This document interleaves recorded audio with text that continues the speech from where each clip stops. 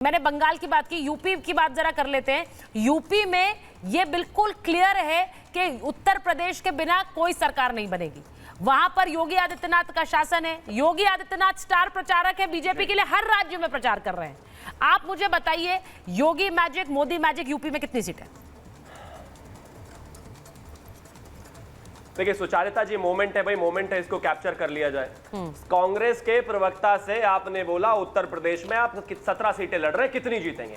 3 बार घुमा के सवाल पूछा आपने उनसे, ये हिम्मत नहीं हुई कि हम 17 में से 16 जीतेंगे, 15 जीतेंगे, इधर उधर घुमाते रहे। एक आदमी, एक पार्टी, इनमें इतना भी कॉन्फिडेंस नहीं है। 2014 में अर्नब गोस्वामी ने राहुल गांधी का एक इंटरव्यू लिया था। उस दिन से उस आदमी का एक ऐसा करियर खत्म हुआ है कि 2024 आ गया, 10 साल में उस आदमी से एक तो इंटरव्यू नहीं दिया गया। आदरणीय प्रधानमंत्री जी 77 इंटरव्यूज देकर बैठे हुए हैं। इनके पास बताने को कुछ नहीं है जनता के लिए, इनके पास सवाल लेने का कोई ऑप्शन नहीं है। अब देखिए ना, एक एंकर ने वाजिब सा सवाल पूछा कि जी आप उत्तर प्रदेश में 17 सीटें लड़ रहे हैं, कितनी जीतेंगे? इतना, ये होगा, वो होगा, इंडी जीतेगा। अरे भाई अपनी सीटों का बताओ, क्योंकि जानते हैं ये उत्तर प्रदेश में अगर इस बार 80 में से 80 भारतीय जनता पार्टी जीत जाए तो चौंकने की कोई आवश्यकता नहीं है, क्योंकि कोई एग्जिस्टेंस नहीं है इनकी। राहुल गांधी और अखिलेश यादव की दोनों की रैलियां मिला के भी अगर मैं बात करूं तो भी आदरणीय प्रधानमंत्री जी से कम है, और इंटरव्यू तो 0 है। तो भाई अगर आपके पास जनता का जो रिप्रेजेंटेटिव होता है, पत्रकार, जो सवाल उनके जनता के लेकर नेता के पास जाता है, आप उन सवालों को फेस नहीं कर सकते, इतने डरपोक हो आप। और उत्तर प्रदेश में आप चाहते हो आपको सीटें मिलेगी? नहीं मिलेगी भाई। उत्तर प्रदेश के तो नाम में ही उत्तर है, हम हर चीज का जवाब देना जानते हैं, और इनके बस की एक भी पत्रकार का उत्तर देना नहीं है, और इनको सीटें चाहिए। अब आगे 2019 के बाद, अच्छा मैं एक बार अजीज खान नहीं, चंद्रमोहन जी ऐसे नहीं होता, ऐसे नहीं होता, ऐसे नहीं होता है, ऐसे नहीं होता। अजीज खान के बाद नहीं, चंद्रमोहन जी नहीं, आप भाई एक सेकंड, एक मिनट, चंद्रमोहन जी से रुक जाइए भाई। चंद्रमोहन जी, मैं अजीज खान साहब के पास पहले जा रही हूँ। अजीज खान जी को स्क्रीन पर लीजिए। आज बैठे सवाल का जवाब दिया जाता है, Chandramohan ji, I do not follow this kind of debate. नहीं, एक एक करके मैं जाऊंगी भाई। उन्होंने, अरे भाई काउंटर नहीं है वो, मैंने सवाल पूछा है उनसे, काउंटर नहीं है। मैं जिससे सवाल पूछूंगी उसके पास जाएंगे ना। क्यों? वो आपकी पार्टी नहीं है। यूपी में आपने सारा कुछ यूपी पे डाल दिया कि समाजवादी पार्टी आएगी तो हमारे पास आएंगे, तो अब अजीज खान साहब को बोलने दीजिए ना। वो नहीं बोल सकते कांग्रेस के लिए, आप उनके लिए बोल रहे हैं, वो आपके लिए नहीं बोलेंगे। अजीज खान साहब मुझे बताइए, मैंने अभी चंद्रमोहन जी से बोला, नहीं, अगर चंद्रमोहन जी अगर आपको ऐसे बयान देने हैं कि एक तरफा डिबेट है तो you can choose to be out of this debate. मुझे ये बयान नहीं सुनने हैं। मैं हर एक के पास जाती हूँ, और जब मैं जाऊंगी तब आप जवाब देंगे, जब आप जवाब जाओगे। चंद्रमोहन जी मुझे नहीं, मुझे बिल्कुल ऐसी नहीं, मैं जब आपकी बारी आएगी आप तब आएंगे सर। मैं आपको बड़ी क्लियरली बता देती हूँ, मैं हर किसी के पास जाती हूँ और मैं रोटेट करती हूँ डिबेट। अगर आपको इस तरह के फिजूल बयान देने हैं तो मैं बिल्कुल भी नहीं इसको आगे बढ़ा सकती हूँ। मुझे अजीज खान साहब बताइए जरा, 63 सीटें आप लोग लड़ रहे हैं, मैंने यही बात चंद्रमोहन जी से पूछी थी।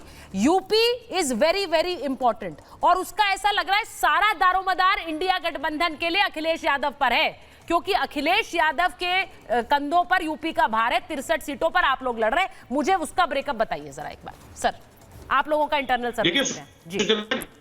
शिवम जी कह रहे थे कि मोदी जी ने 70 इंटरव्यू दिया।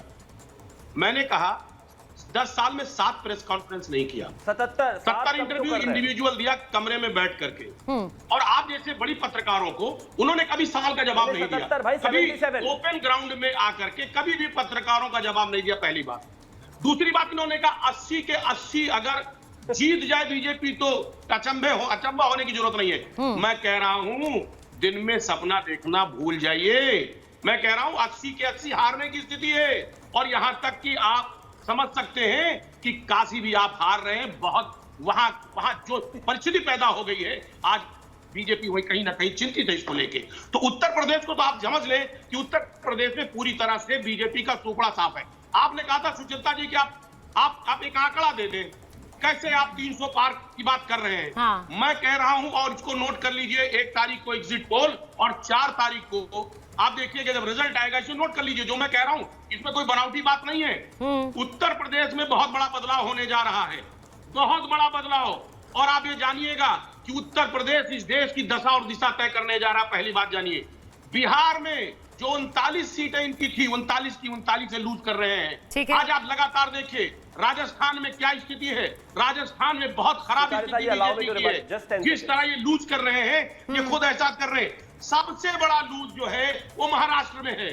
महाराष्ट्र में आज की स्थिति ऐसी है कि बीजेपी में माननीय एकनाथ शिंदे साहब अपने बेटे की सीट नहीं बचा पा रहे हैं। ये स्थिति पैदा हो गई है महाराष्ट्र में। आप किसी भी स्टेट में ले लें, कर्नाटका में क्या स्थिति अब ये आपने बहुत बड़ी बात कही है, जरूरत नहीं है। मैं इसलिए महाराष्ट्र पे, आप देखिए एक सेकंड, मैंने बंगाल की बात की, I move to UP, now let me go to Maharashtra. आप कह रहे हैं महाराष्ट्र की बात, आप कह रहे हैं एकनाथ शिंदे अपनी बेटे की भी सीट नहीं बचा पाएंगे। अवधेश जी जरा बताइए, महाराष्ट्र में जो बदला हुआ समीकरण है, यानी कि जो पार्टियां बदल गई, हमने देखा शिवसेना टूटी, एकनाथ शिंदे की शिवसेना हो गई, वहां उद्धव गुट हो गया, फिर किस तरह से शरद पवार की पार्टी टूटी है।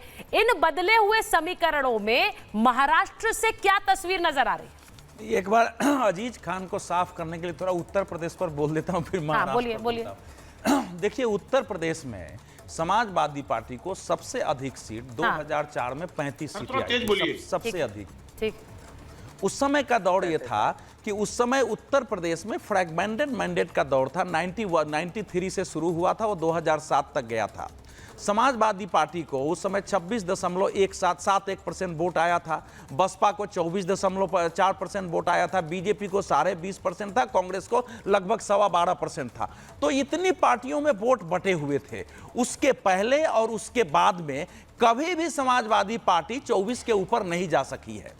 तो ऐसा क्या हो गया है, खासकर नरेंद्र मोदी के उत्थान के बाद और 22 जनवरी को रामलला की प्राण प्रतिष्ठा के बाद, जो कि समाजवादी पार्टी उससे ऊपर उठ जाएगी। 2019 में दोनों बड़ी पार्टियां मिलकर लड़ी, दोनों को मिला के 37% वोट आए। देश सुन ले सुचरिता, 37% वोट आए, लेकिन सीटें दोनों को मिला के 15 आई है।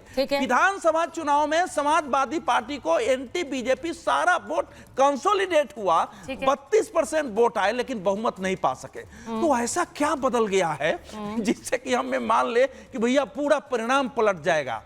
सब ये ध्यान रखिए कि 2000, सुन लीजिए अजीज खान से, 2024 का चुनाव परिणाम 22 जनवरी की प्राण प्रतिष्ठा से जो एक अस्थाई विभाजक रेखा देश में खड़ी हुई है, वहां से शुरू हुआ है। देश को दो चीजें तय करनी है। आपको नरेंद्र मोदी को प्रधानमंत्री बनाना है, नहीं बनाना है, पूरी लड़ाई इसके इर्द गिर्द है। और देश का जो भविष्य का सपना है वो पूरा करना है। पर अवधेश जी, एक बात मेरी बात, पूरे देश में इसी के साथ आंकड़े आते हैं। जब चुनाव की शुरुआत हुई थी तो बहुत से लोग, क्योंकि बीजेपी ने 400 पार का नारा दिया, तो सब ये मानकर बैठ रहे थे कि बीजेपी वापस आ रही है सरकार में, क्योंकि वो जिस तरह से पूरा प्रोजेक्शन था।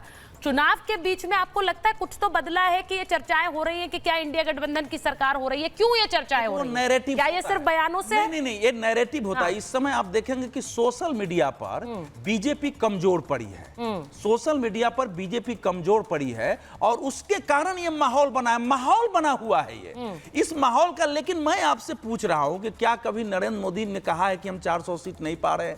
दो लोगों की बात का बीजेपी में मानता हूं। नहीं, वो तो कह रहे हैं, अमित शाह तो कह रहे 310 आ गई है 5 चरण में। अमित शाह दूसरे स्थान पर पार्टी की रणनीति पर अभी तो ये सिर्फ बयान, फिर अभी तो अमित शाह जी ने तो कहा कि हम 310 तो 5वें चरण में पार कर चुके हैं। तो बयान वर्सेस बयान हो गया ना, वो भी कह रहे हैं हम 300 ला रहे हैं। मैं आपसे पूछता हूं, आप पत्रकारों में, इंडिया गठबंधन तो कह रहे हैं हम 300 ला रहे हैं। कांग्रेस की 52 सीटें थी ना, कांग्रेस 2009 में सबसे 300 सीटें यूपीए तब पाई थी, जो कांग्रेस को 206 सीटें आई थी। ठीक है, मैं आपसे पूछ रहा हूं कि कांग्रेस की सीटें 150 सीटें कहां से बढ़ेंगी? 200 से छोड़ दीजिए, एक स्टेट, 2 स्टेट मुझे बता दीजिए। अब साउथ की पर आते हैं।